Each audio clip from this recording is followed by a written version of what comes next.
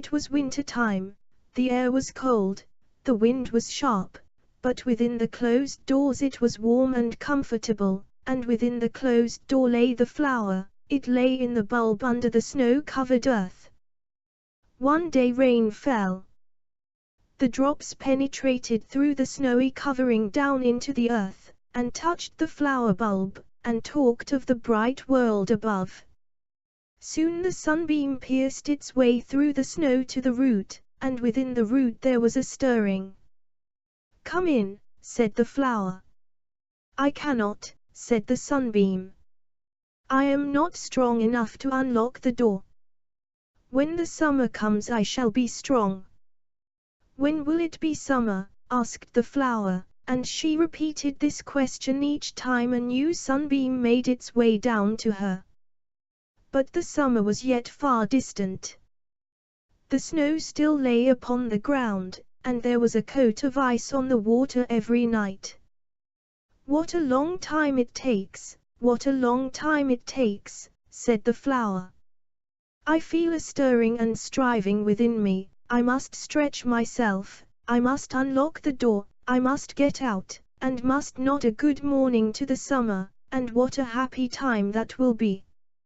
And the flower stirred and stretched itself within the thin rind which the water had softened from without, and the snow and the earth had warmed, and the sunbeam had knocked at, and it shot forth under the snow with a greenish-white blossom on a green stalk, with narrow thick leaves, which seemed to want to protect it. The snow was cold, but was pierced by the sunbeam, therefore it was easy to get through it, and now the sunbeam came with greater strength than before. "Welcome, welcome," sang and sounded every ray, and the flower lifted itself up over the snow into the brighter world. The sunbeams caressed and kissed it, so that it opened altogether, white as snow, and ornamented with green stripes. It bent its head in joy and humility. "Beautiful flower," said the sunbeams, "how graceful and delicate you are! You are the first, you are the only one. You are our love. You are the bell that rings out for summer, beautiful summer, over country and town. All the snow will melt, the cold winds will be driven away, we shall rule, all will become green, and then you will have companions, syringas, laburnums, and roses. But you are the first, so graceful, so delicate." That was a great pleasure. It seemed as if the air were singing and sounding, as if rays of light were piercing through the leaves and the stalks of the flower. There it stood, so delicate and so easily broken, and yet so strong in its young beauty. It stood there in its white dress with the green stripes, and made a summer. But there was a long time yet to the summer time. Clouds hid the sun, and bleak winds were blowing. "You have come too early," said wind and weather. "We have still the power, and you shall feel it, and give it up to us. You should have stayed quietly at home and not have run out to make a display of yourself. Your time is not come yet." It was a cutting cold. The days which now come brought not a single sunbeam. It was weather that might break such a little flower in two with cold. But the flower had more strength than she herself knew of. She was strong in joy and in faith in the summer, which would be sure to come, which had been announced by her deep longing and confirmed by the warm sunlight, and so she remained standing in confidence in the snow in her white garment, bending her head even while the snowflakes fell thick and heavy, and the icy winds swept over her.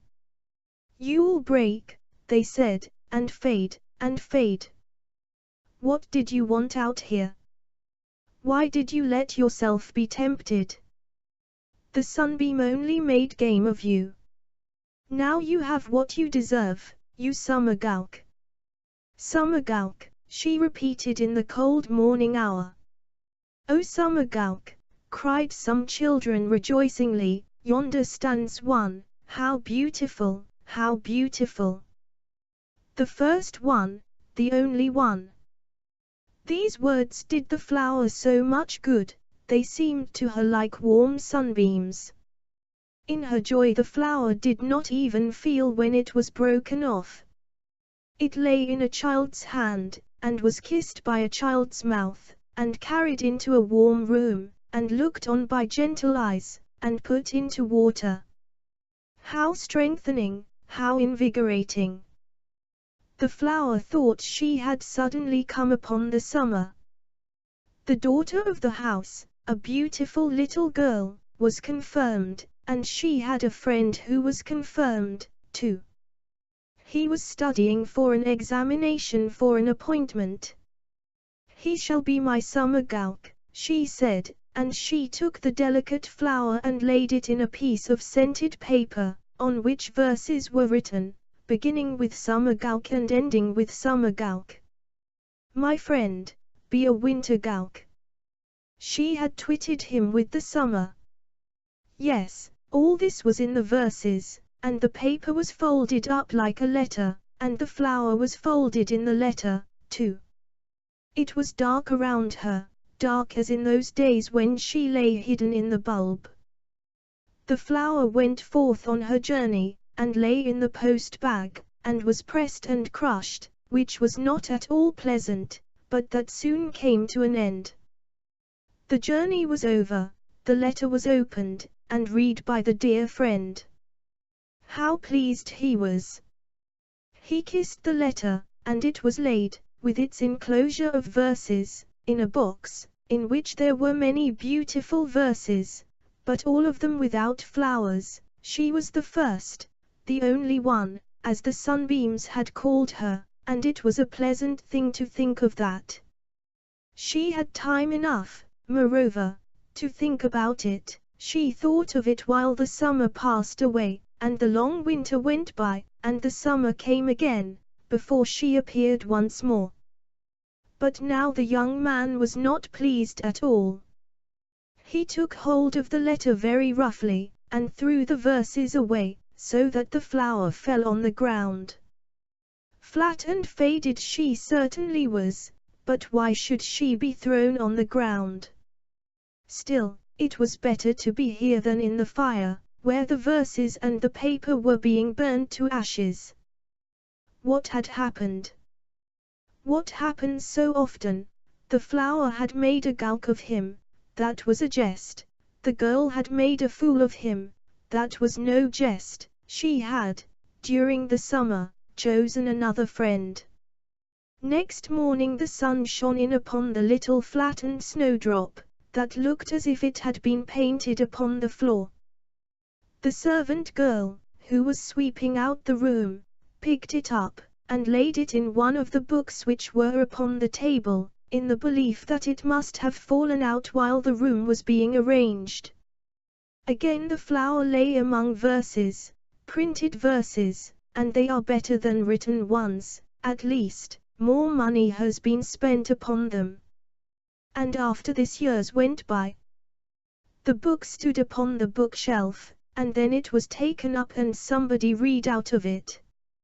It was a good book, verses and songs by the old Danish poet, Ambrosius Stubb, which are well worth reading. The man who was now reading the book turned over a page. "Why, there's a flower," he said, "a snowdrop, a summer gowk, a poet gowk. That flower must have been put in there with a meaning." Poor Ambrosius Stubb. He was a summer fool too, a poet fool. He came too early, before his time, and therefore he had to taste the sharp winds, and wander about as a guest from one noble landed proprietor to another, like a flower in a glass of water, a flower in rhymed verses. Summer fool, winter fool, fun and folly, but the first, the only, the fresh young Danish poet of those days.